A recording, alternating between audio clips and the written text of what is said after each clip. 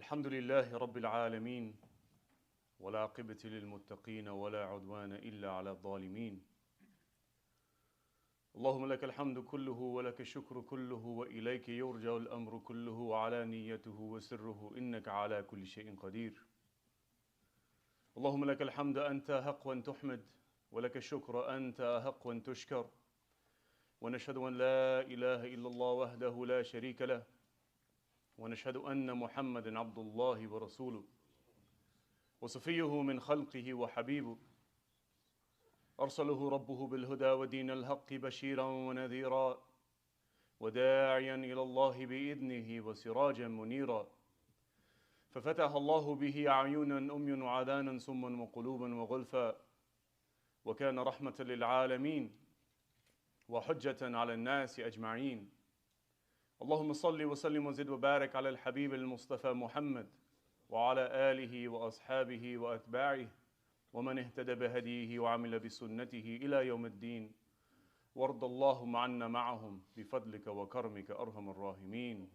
اللهم آمين.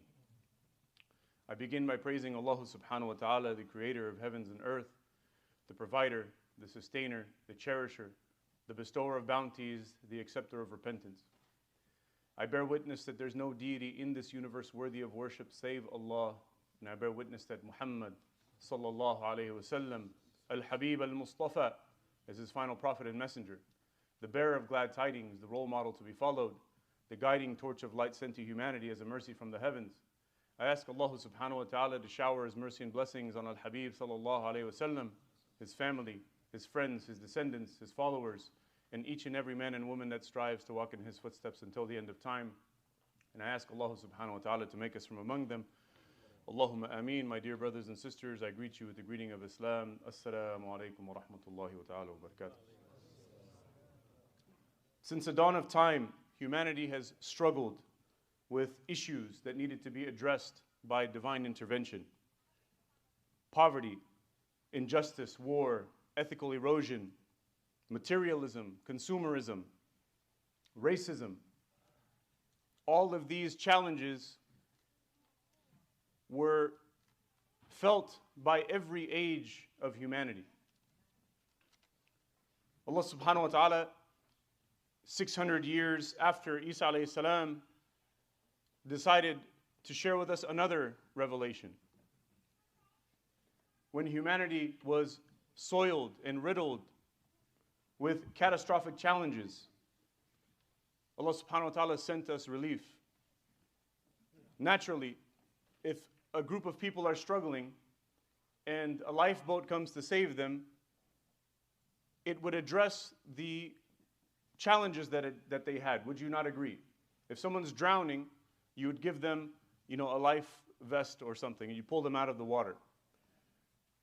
So you would assume that for the Muslims or for humanity, that Allah subhanahu wa ta'ala would come and say, don't, kill each other anymore. Stop having war. Stop being racist. Stop stealing and killing from one another.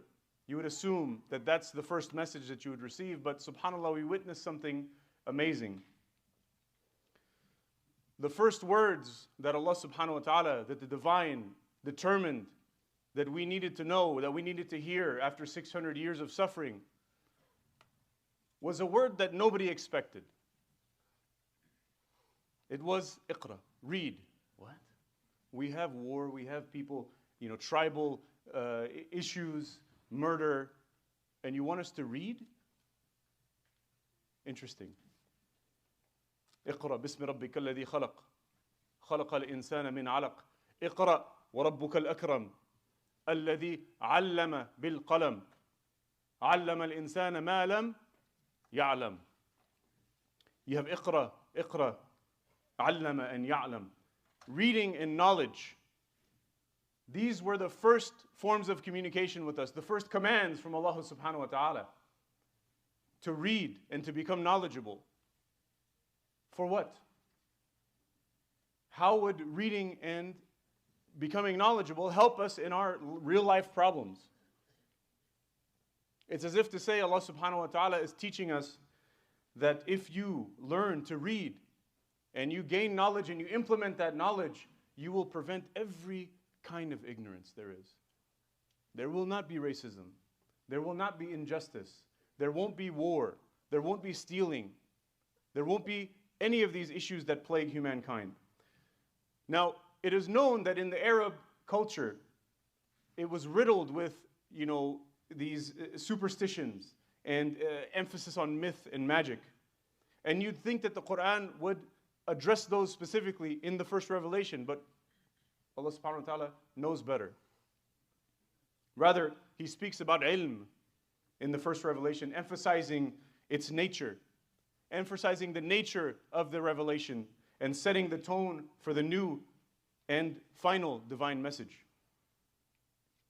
When Allah subhanahu wa ta'ala answered the question of the angels, when they asked Him, why did you create Adam? What was His answer? Ilm. I know and you do not know. It is knowledge, brothers and sisters, that sets us apart from the animals. Now, it's fascinating that the word ilm is mentioned in the Quran in all of its derivatives more than 700 times. If you were to go and research after this, you'd find that it's mentioned over 700 times. And if you add all of the other words related to ilm, like hikmah, burhan, dalil, hujjah, bayina, aql, etc., the number you would find would reach into the thousands. And if you try to keep track of how many times it's mentioned in the Sunnah, the task becomes almost impossible. Subhanallah. But I don't want to talk to you today about, what we naturally associate knowledge to be. We're not going to talk about material sciences or medicine or engineering, brothers and sisters. I want to talk to you today about the OG ilm, the ilm that produces wisdom and insight, which enables us to pursue every other form of knowledge. Al-ilm al-shar'i, the sacred knowledge, brothers and sisters. It is it is incumbent upon every single Muslim, and it's our responsibility to learn the knowledge of the Deen. And I'm not just talking about fiqh, right? This is what people usually, when they start learning about the Deen, they enroll into a fiqh class or something, right? And that's important for you to understand fiqh. But what's more important is for us to have a deeper philosophical insight and understanding on how Islam sees the world. And most importantly, brothers and sisters, it gives us the insight of our place in it.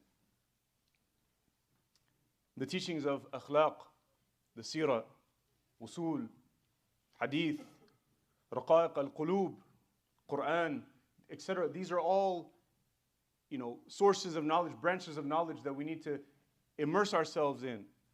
But we have to, before we enter that, we have to understand that our search is for the essence of what those things are and what they mean.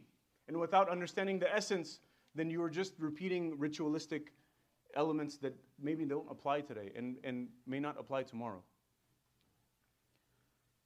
We often hear from community members that, I'm not very knowledgeable in the Deen, right? You have a PhD, 3 PhDs and 4 different, computer science, engineering, and, math. Three different PhDs. But, my knowledge in the Deen is very limited. And I always have the same question. I ask, why? Why don't you? What is preventing you, brother or sister, from having knowledge of the Deen? The knee-jerk reaction, you become defensive when this happens, right? The knee-jerk reaction is, I don't have time. Well, okay, we just talked about, your life in a month and what you do. You listen to 3-hour-long podcasts regularly on your drives, right? You listen to audiobooks, 3 to 4 a month. You watch documentaries.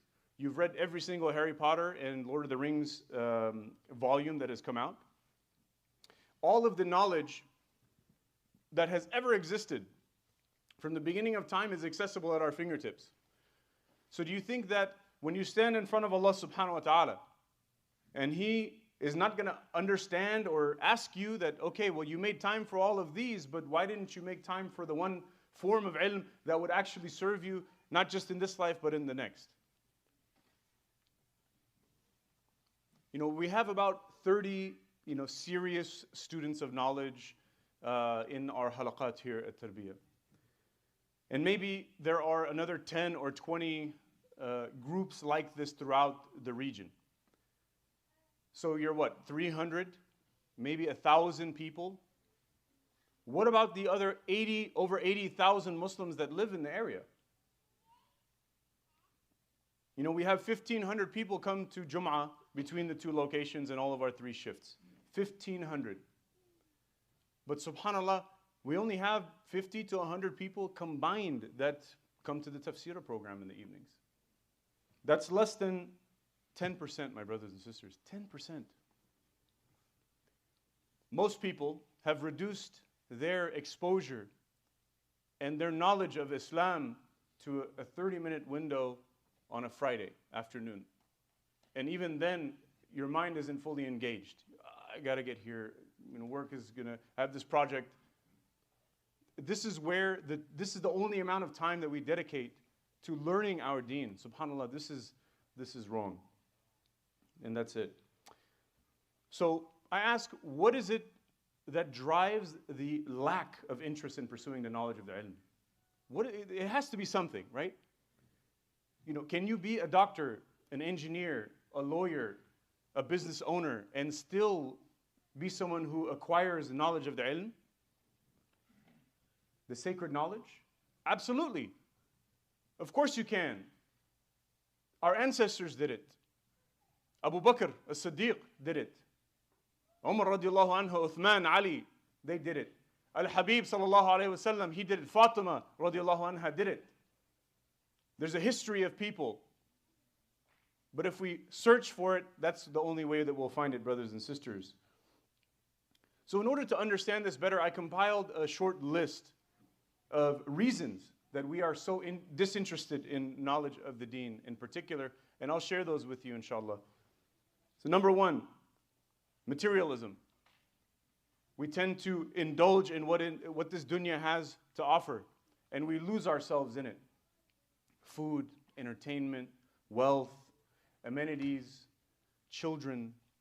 These are all elements that it's okay for us to have a small portion of it, but if we're completely consumed by it, brothers and sisters, it'll be the end of us, and there won't be any opportunity for us to study ilm. Allah subhanahu wa ta'ala reminds us in Surah Fatir, Ya ayyuhan nasu inna wa'dallahi haqq. O humanity, indeed Allah's promise is true. So do not let the life of this world deceive you, brothers and sisters. Do not fall victim to the same catastrophe that has ended multiple generations before us. When the heart is already filled with distractions of this dunya, brothers, there will be no room for the ilm. So you have to create that space. And it's going to be difficult at first. And shaitan's going to push you to say, you know what, I'm not interested in this. Let's go, play Minecraft. Okay?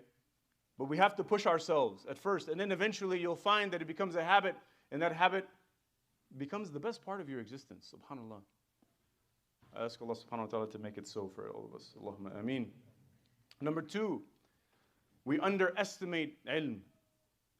We completely miss the point of how this ilm is supposed to elevate our maqam in this life and in the next. We entirely miss it.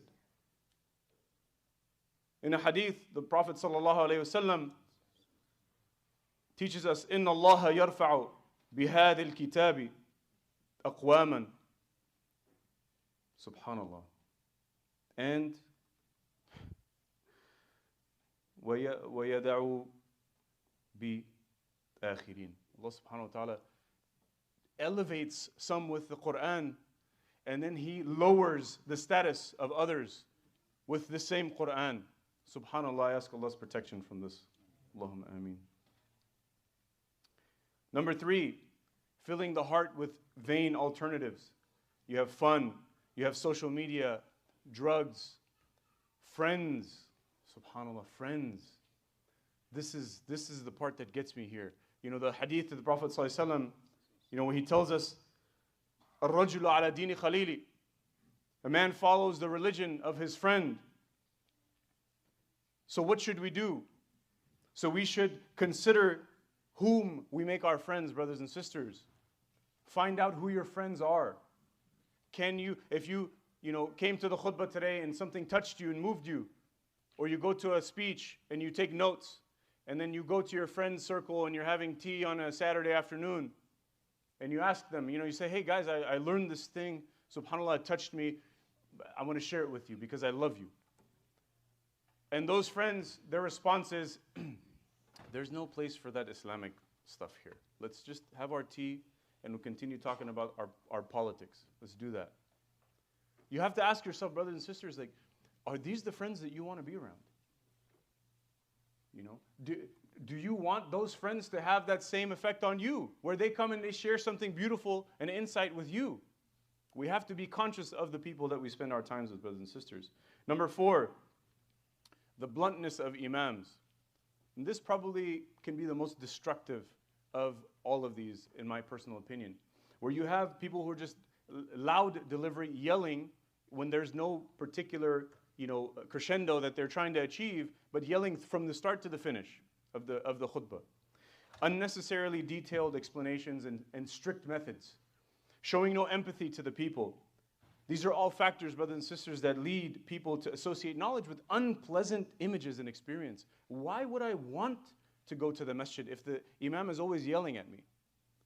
And whatever he's yelling is not relevant to my life struggles. And those life struggles that I have, I'm being judged when I share them with him in confidence.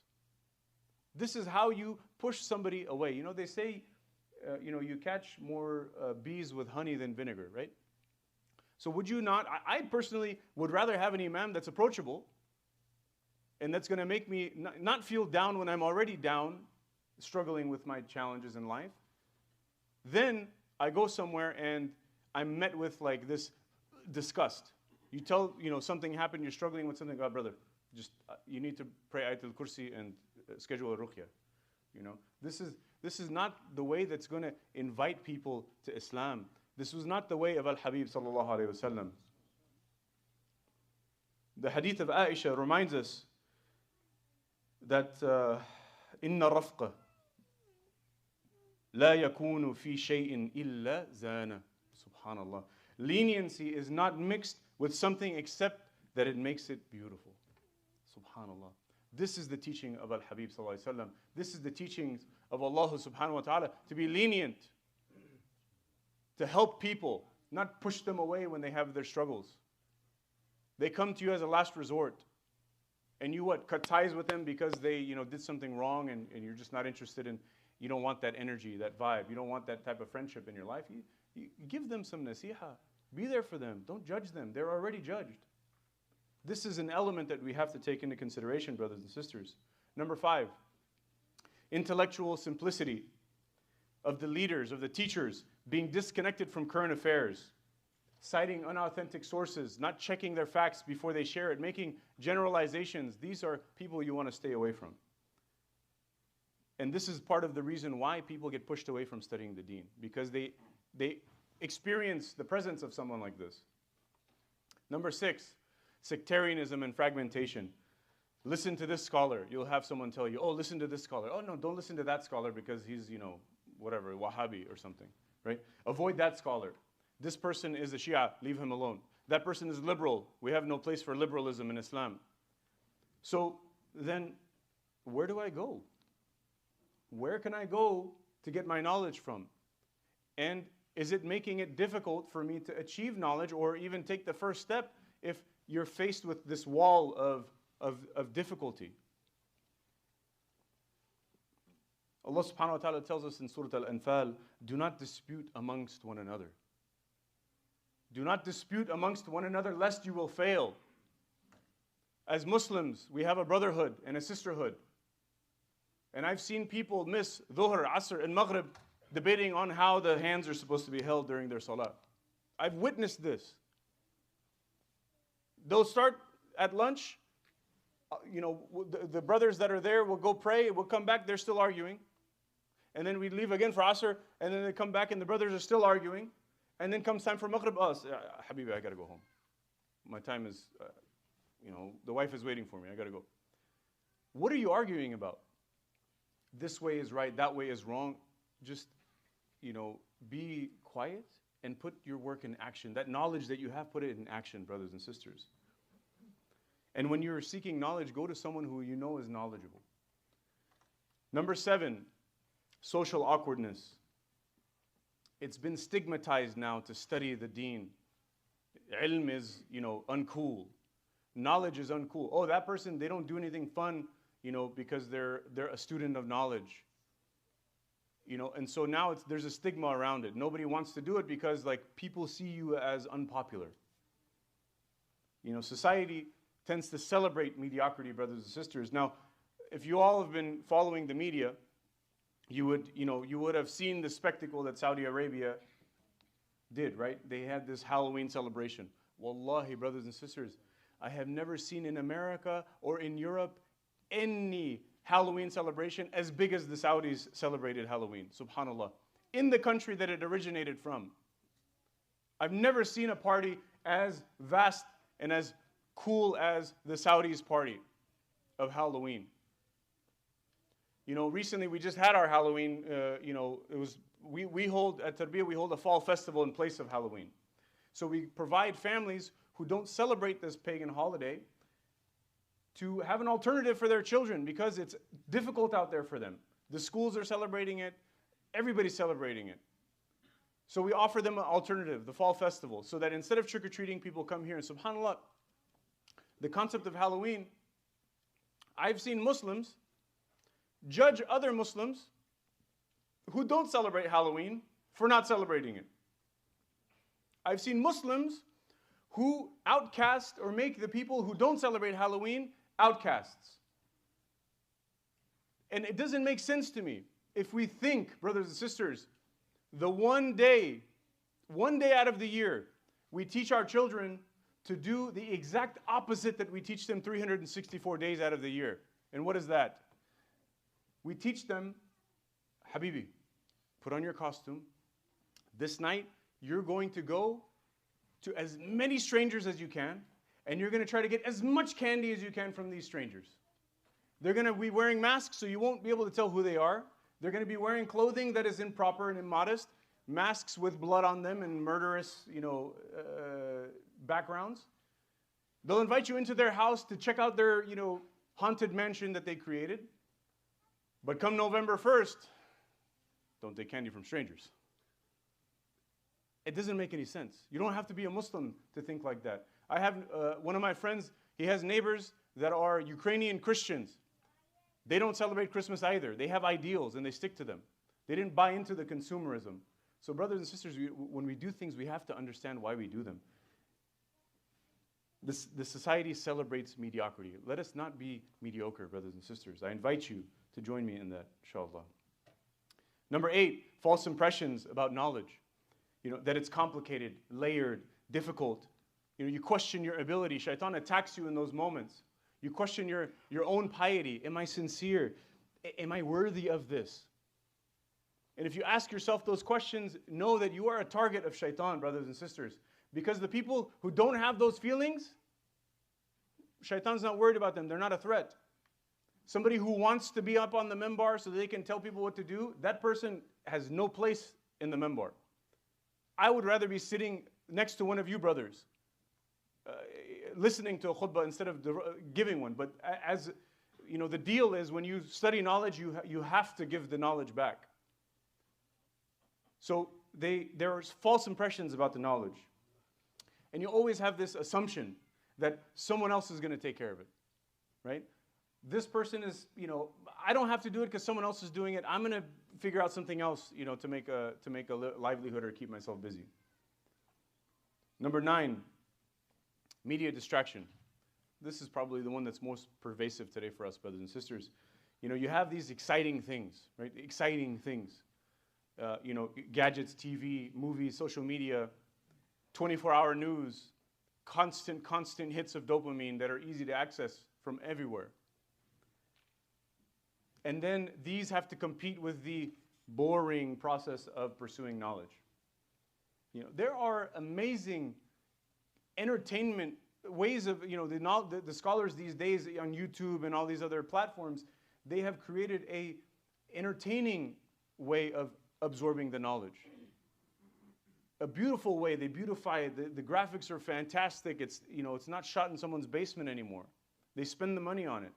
Why? Because they understand that we like beautiful things. We like to see beautiful things.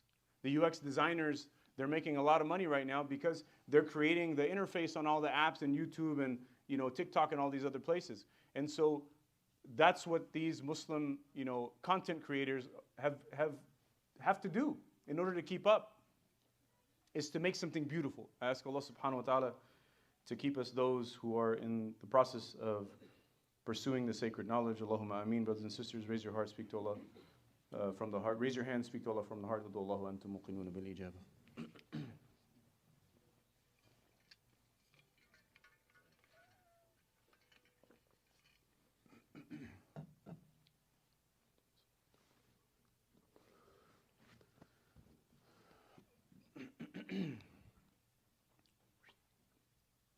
Alhamdulillah.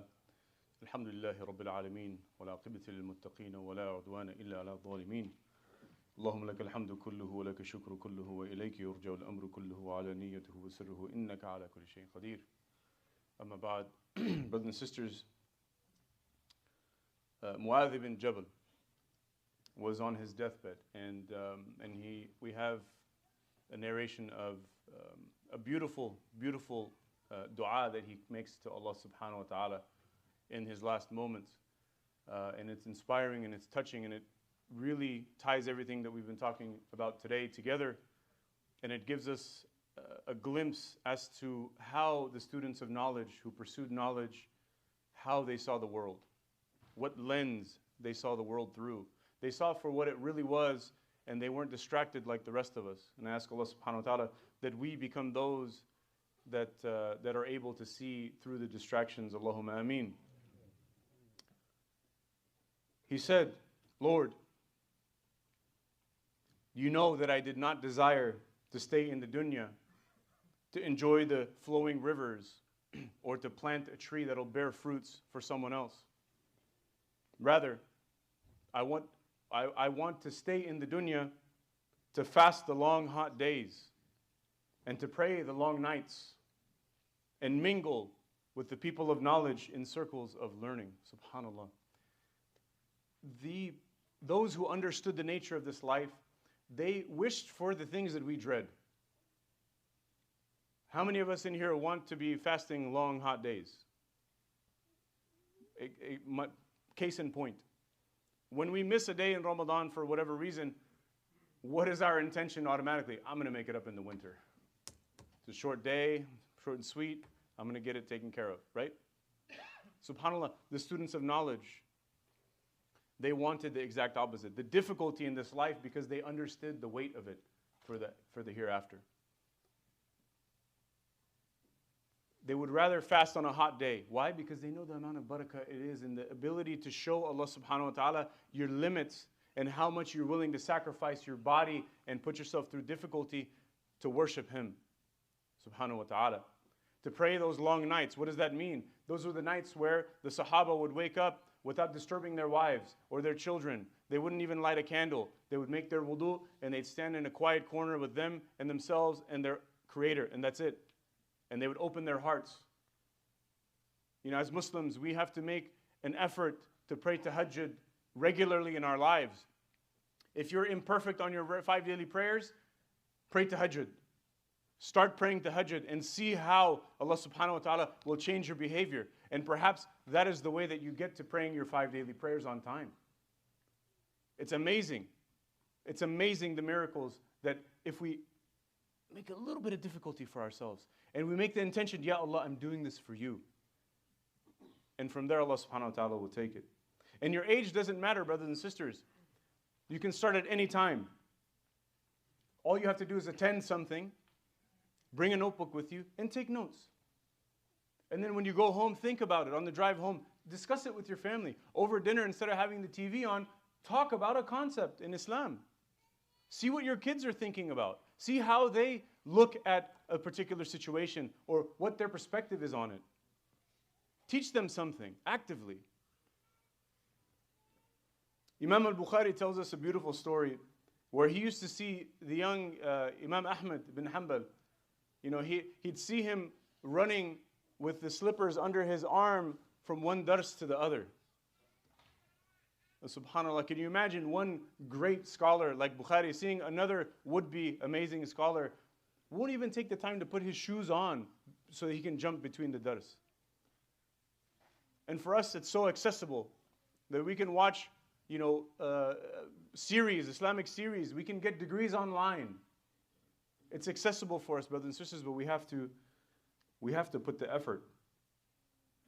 Later on in his life, you know, there's a famous saying of Imam Ahmad bin Hanbal, where, you know, his mother asks him one day, Ahmed, when will you rest?